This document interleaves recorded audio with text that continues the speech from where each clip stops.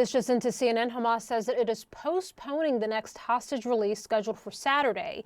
It accuses Israel of violating the terms of a ceasefire, including targeting Palestinians in Gaza with shelling and gunfire and failing to allow in enough aid.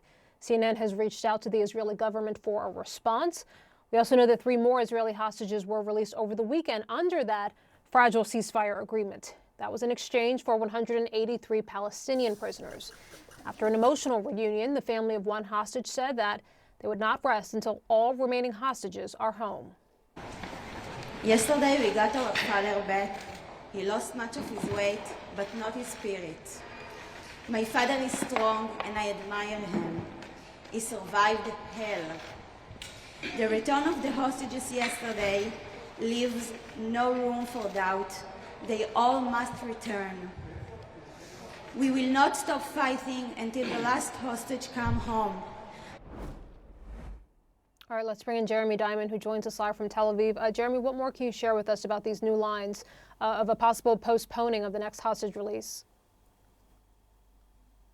Yeah, a very dramatic announcement from Abu Obaida, the spokesman of Hamas's military wing, the Qassam brigades. Obaida, in this tweet, says that the release of the next 3 Israeli hostages from Hamas captivity, which was scheduled for Saturday, will be, quote, postponed until further notice. Obaida says that Israel has violated terms of the ceasefire agreement, pointing to 2 things in particular. First of all, the delay that happened a couple weeks ago as to the return of Palestinians going to northern Gaza, which Israel attributed to Hamas's violations of the terms of the agreement. And then also this, other issue, which seems to be the kind of central sticking point here, which is that Hamas is accusing Israel of not allowing in relief supplies as part of the humanitarian aid that's supposed to get into Gaza, including shelters and heavy machinery equipment, which Hamas is accusing Israel of delaying or simply not allowing in the quantities that were required and expected based off of the ceasefire agreement. And so Hamas is saying that based off of that, it is going to delay the release of the next 3 hostages, which was scheduled for Saturday, until further notice and, quote, until Israel commits to and compensates for the entitlements of the past weeks retroactively. Now, we have, of course, heard accusations of violations being flung from one side to the other, both Israel and Hamas accusing the others of ceasefire violations. But there's no question that Hamas saying that they will delay the release of the next 3 hostages is perhaps the biggest inflection point yet in this current ceasefire agreement, and certainly threatens to upend it altogether. So we will have to wait and see how Israel responds, but certainly this will be something that Israel takes very, very seriously, in particular in light of the fact that we saw over the weekend the condition in which those 3 male hostages returned to Israel in, looking quite emaciated, and something that has certainly stirred a sense of urgency within Israel about the release of the remaining hostages and concern for their lives as well.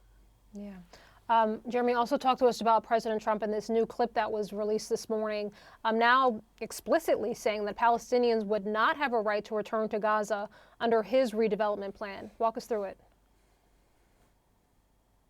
Yeah, that's right. Until now, the president had kind of hinted and suggested that Palestinians would be permanently displaced from the Gaza Strip. Now he is really fully saying it out loud, quote, no, they wouldn't, when asked in this interview on Fox News whether Palestinians would have a right to return to the Gaza Strip. He is claiming that better housing will be built for them in a, quote, permanent place. And we know, of course, that he is trying to make some kind of a deal with both Jordan and Egypt to accept large numbers of Palestinian refugees. It's important to keep in mind that there are more than 2 million Palestinians who live in Gaza. And yes, while they do want safety, they want to live in peace, they also want to live on their land. And Trump's proposal in the past of the United States taking over Gaza and displacing millions of Palestinians has been forcefully rejected, not only by those Palestinians on the ground who live in Gaza, but also by both Jordan and Egypt as well. Now, the president is set to sit down tomorrow with Jordan's King Abdullah,